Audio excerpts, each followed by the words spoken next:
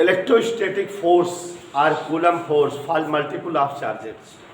आवेशी निकाय या बहुल आवेशों के मध्य लगने वाला वैद्युत बल या इस जो है बल को प्राप्त करते हैं हम अध्यारोपण सिद्धांत से। तो इसलिए हेडिंग का नाम यह भी होता है कूलाम नियम या कूलाम बल हेतु अध्यारोपण का सिद्धांत। Superposition principle for Coulomb's force, Coulomb बल के लिए अध्यारोपण का सिद्धांत। ठीक है, superposition principle for Coulomb's force, Coulomb बल के लिए अध्यारोपण का सिद्धांत। या electrostatic force for multiple of charges, आवेशी निकाय, आवेशी समुदाय, आवेशी परिवार, जो भी कहो, के बीच लगने वाला वैद्युत बल। देखो बेटा, आप लोगों ने कूलाम का नियम पढ़ा जो कि किन्हीं दो आवेशों के बीच लगने वाले वैद्युत बल को बताने वाला नियम था। आपको हमने इस नियम को वेक्टर तरीके से लिखना बताया। आपको बताया कि वायु या निर्वात में स्थित किन्हीं दो आवेशों के बीच लगने वाला वैद्युत बल F 1/4πε0 के Q1 Q2/r² होता है। चूंकि ये वैद्युत बल का मान है और बल जो है सुलहाना जी एक सदिश राशि, वेक्टर राशि होती है, तो वेक्टरों को प्रकट करने का तरीका भौकाली बताया हूँ कि परिमाण भी जरूरी होता है, साथ साथ बगल में दिशा की जरूरत होती है। और हम लोग जो है आमतौर पर दिशा के लिए यूनिट वेक्टर का प्रयोग करते हैं। कोई जो है अक्षर लिखकर उसके ऊपर कैप लगा देते हैं जो दिशा बताती है।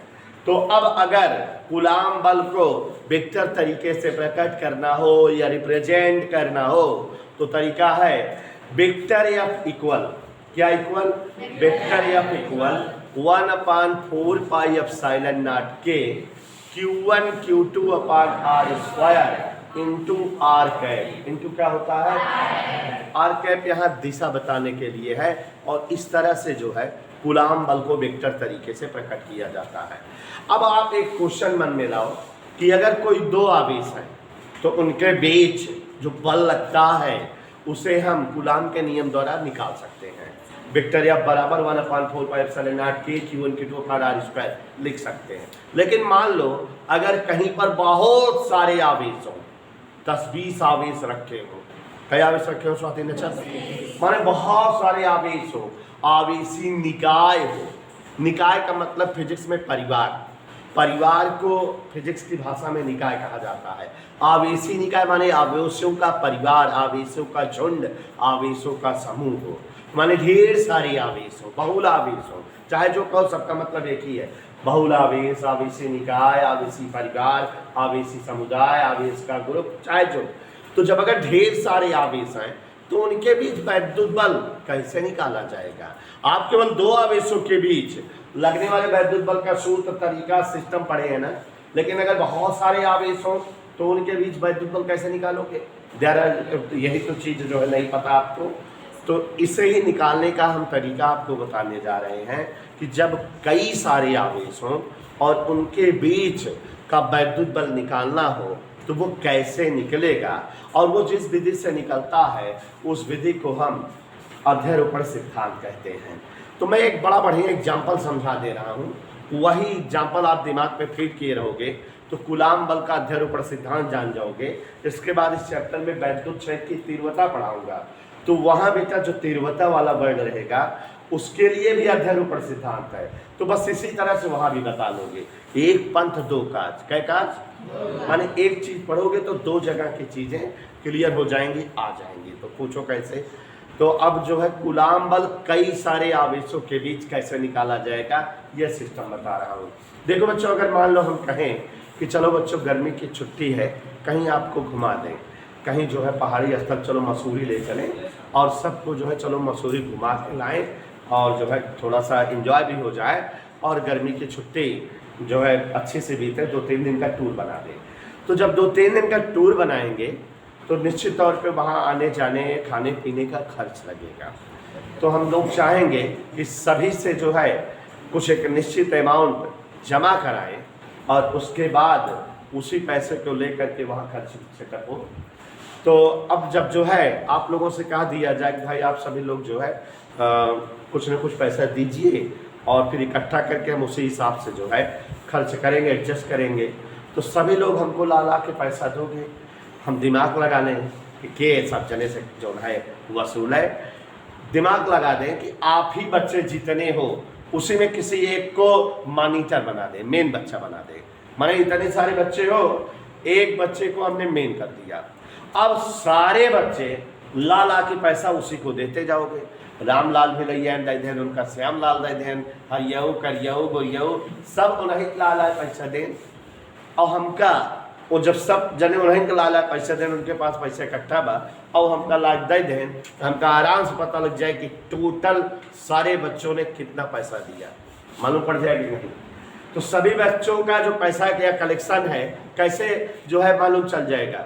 सारे बच्चों में किसी एक बच्चे को क्या कर दिया मैंने, मेन बच्चा मान लिया, प्रमुख बच्चा मान लिया, मॉनिटर मान लिया और कह दिया कि भाई सब जने अलग अलग आपन आपन पैसा लाए ला ही के लगे दे जाए, एकरे लगे जौन इकट्ठा हो जाए वह हम जाना पूरा सामूहिक टोटल पैसा यार वही हमें मिल जाता है। मतलब जैसे आप सब आवेश हो, AN/Q1 AN/Q2 AN/Q3 Q4 Q5 डट डट डट पूरा इतना आवेश है और सब के बीच कितना वैद्युत बल कितना ताकत है ना पता बा। तो एक बच्चा का एक आवेश का मेन आवेश मान लें Q1 मेन है, तो अब जौन Q2 है दूसर का आवेश है वो इन पे बल लगाओ तो कि ना उसका पता लगा ली कितना है। Q3 पे कितना बल लगा होगा, Q4 कितना बल लगा होगा, Q5 माने सारे आवेशों में किसी एक आवेश को मूल आवेश मान लिए और इस आवेश पर अन्य आवेशों द्वारा क्या निकाले, वैद्युत बल। माने हर आवेश Q2 भी डाल रहा है, Q3 भी डाल रहा है, Q4 भी, Q5 भी, Q6 भी, Q7 भी, Q8 भी, सारे आवेश इस पर वैद्युत बल लगा रहे हैं और सभी बलों को वेक्टर तरीके से जोड़ दो क्योंकि बल सदिश राशि है। सभी बलों को दूसरे वाले आवेश ने, तीसरे वाले आवेश ने, चौथे वाले आवेश ने जो भी बल लगाया उसको किस विधि से जोड़ दो और यही जो है टोटल आवेशों के बीच लगने वाला वैद्युत बल हो जाएगा। जैसे अभी फुल कनेक्शन हो गया था कि एक लड़के के पास अन्य सभी बच्चों ने अपना अपना पैसा या कलेक्शन दे दिया और उस बच्चे के पास जितना टोटल पैसा था वही इस पूरे ग्रुप का पैसा हो गया। तो वैसे ही ये आवेशों का जो निकाय है, ये आवेशों का जो समूह है, उनमें से किसी एक आवेश को मेन आवेश मान ले और शेष अन्य आवेशों द्वारा इस पर जितना वैद्युत बल लगता है सबका वेक्टर सम, वेक्टर योग निकाल लें तो वही इस पूरे आवेशी निकाय का वैद्युत बल हो जाएगा कि नहीं। और ये जो तरीका है वैद्युत बल निकालने का, इसी को ही कूलाम बल हेतु अध्यारोपण सिद्धांत कहते हैं। तो अब हम बोलेंगे कि आवेशों का समूह या आवेश, कई सारे आवेश मिलकर आवेशी निकाय बनाते हैं। क्या बोलेंगे, कई सारे आवेश मिलकर क्या बनाते हैं और इन आवेशों के बीच लगने वाला परिणामी वैद्युत बल अध्यारोपण सिद्धांत द्वारा ज्ञात किया जाता है। यह भी क्लियर हो गया। अब अगर सारे आवेश Q1 coulomb, Q2 coulomb, Q3 coulomb, Q4 coulomb dot dot dot Qn coulomb के हैं तो इन आवेशों के बीच शामिलात वैद्युत बल निकालने हेतु तो हमने Q1 आवेश को जो है मूल आवेश मान लिया, शेष अन्य आवेश द्वारा इस आवेश पर लगाए जाने वाले वैद्युत बलों का वेक्टर योग ज्ञात कर ले तो वही जो है समस्त आवेशों के बीच लगने वाला परिणामी वैद्युत बल होगा। और ये जो तरीके से हमने आवेशों के बीच का वैद्युत बल निकाला इसे ही अध्यारोपण का सिद्धांत कहते हैं। हमने आपको बताया कि 2014 तक ये हमारी बुक में हेडिंग नहीं थी, 2015-16 से ये हेडिंग शामिल हुई है, कूलाम बल हेतु अध्यारोपण का सिद्धांत। और जब अब ये शामिल हुई, अब पुराने टीचर नहीं पढ़े हुए हैं तो ज़्यादातर मोस्टली पुराने टीचर नहीं पढ़ाते ये सब टॉपिक, तो अब जो है ये टॉपिक इम्पॉर्टेंट हुआ और आप ये दोनों टॉपिक कूलाम के नियम का जो वेक्टर स्वरूप पढ़ाए थे और कूलाम के नियम के लिए अध्यारोपण सिद्धांत दोनों ही मेन है और इसको जो है अच्छे से कंठस्थ करके तैयार करके रखिएगा। कूलाम के नियम का वेक्टर स्वरूप हमने बहुत बढ़िया से समझाया था। तो अब समझ में आया, कई सारे अगर आवेश हो तो उन आवेशों के बीच वैद्युत बल कैसे निकाला जाएगा, सारे आवेशों में एक आवेश को और शेष अन्य आवेश द्वारा उस आवेश पर लगने वाले वैद्युत बलों को ज्ञात करेंगे और उन सभी बलों का क्या निकाल लेंगे, वेक्टर योग, वही समस्त आवेशों के बीच का वैद्युत बल या परिणामी बल होगा। इधर क्लियर। अब देखो जरा, मान लेते हैं आवेशी निकाय बना हुआ है, माने बहुत सारे आवेश हैं। यहाँ एक आवेश मान लिए Q1 कूलाम का है, एक आवेश यहाँ Q2 कूलाम का है, एक आवेश Q3 कूलाम का है, एक आवेश Q4 कूलाम का है, एक आवेश Q5 कूलाम का है, ऐसे ही एक आवेश जो है Qn कूलाम का है। ऐसे कुल ढेर सारे आवेश रखे हुए हैं, माने ये आवेशों का क्या है, निकाय है। इधर क्लियर। और बेटा ये जो आवेश Q1 है, इसकी जो है Q2 तक की दूरी मान ले R1 है। कितना दूरी मान लिए? Q1 से Q2 तक की दूरी कितना मान लिए? ऐसे ही Q1 से Q3 तक की दूरी मान लेते हैं R2 है। Q1 से Q4 तक की दूरी R3 मान ले रहे हैं, दूरियां नहीं पता है।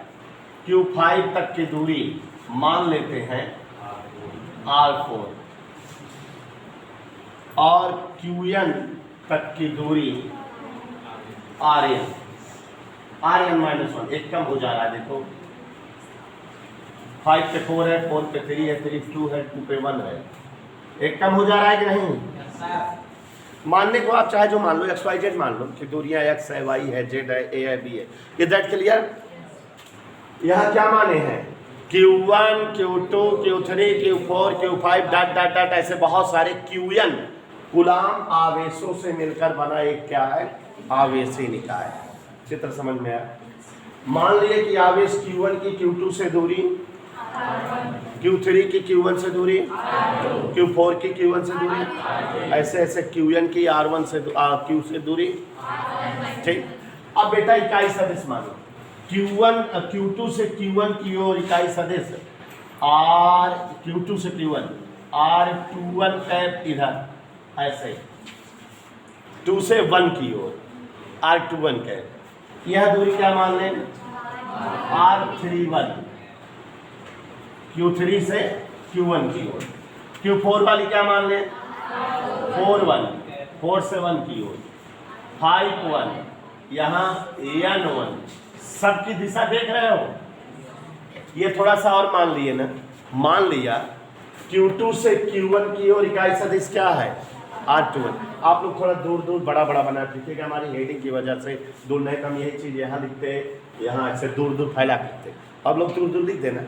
तो देखो जरा क्या बता रहे हैं, देखो कि Q2 से Q1 की ओर इकाई सदिश कैप, Q3 से Q1 की दूरी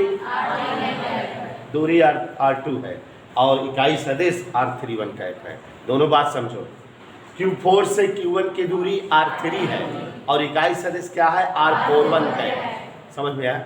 सारे आवेश के बीच लगने वाला परिणामी वैद्युत बल ज्ञात करना है। तो सारे आवेश इस Q1 पर बल लगा रहे होंगे कि नहीं?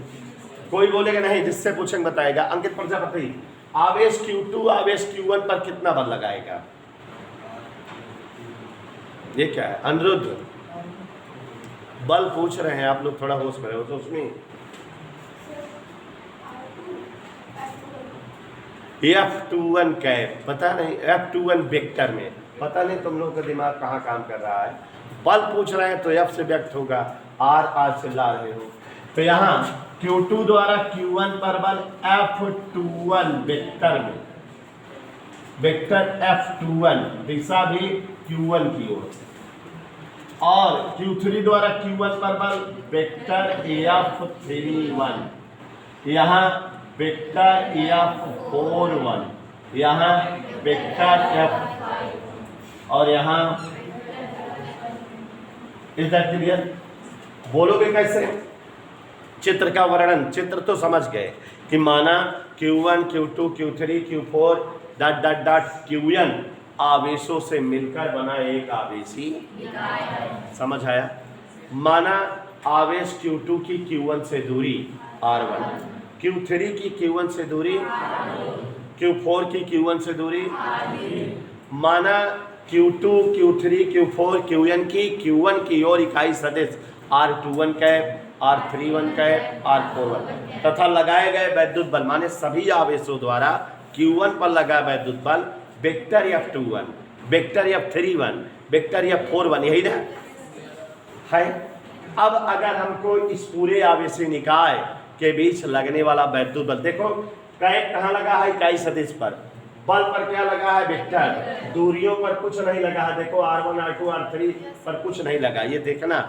तो अब अगर हम इन आवेशों के मध्य लगने वाला संपूर्ण वैद्युत बल जानना चाहें तो कैसे निकलेगा, आपको पता है अध्यारोपण सिद्धांत कहा है कि संपूर्ण वैद्युत बल वेक्टर या बराबर समस्त बलों का वेक्टर योग, माने Q2 द्वारा Q1 पर जो बल लगा है प्लस Q3 द्वारा जो Q1 पर बल लगा है प्लस Q4 द्वारा जो Q1 पर बल लगा है, F41, F51, F61, ऐसे ही डॉट डॉट Fn1। कोई डाउट? यही तो अध्यारोपण सिद्धांत है। अध्यारोपण सिद्धांत क्या बताए, आवेशी निकाय के मध्य लगने वाला वैद्युत बल किसी एक आवेश पर अन्य आवेशों द्वारा लगने वाले वैद्युत बलों का वेक्टर योग होता है, यही तो बताया। तो जैसे Q1 से लेके Qn तक आवेश है, तो आवेश Q1 पर से सभी आवेशों द्वारा लगे वैद्युत बलों का वेक्टर योग उस निकाय का परिणामी वैद्युत बल होगा। तो अब परिणामी वैद्युत बल निकालना है तो शेष सभी आवेशों द्वारा आवेश Q1 पर लगने वाले वैद्युत बलों का योग निकाल ले रहे हैं। तो देखो F21, F31, F41 सबको वेक्टर सिस्टम में जोड़ दे रहे हैं। तो यहाँ गौर से देखिए जरा, वेक्टर F बराबर सबकी वैल्यू रख दे रहे हैं। वेक्टर F21 की वैल्यू कोई बोले नहीं सोच में, F21 वैल्यू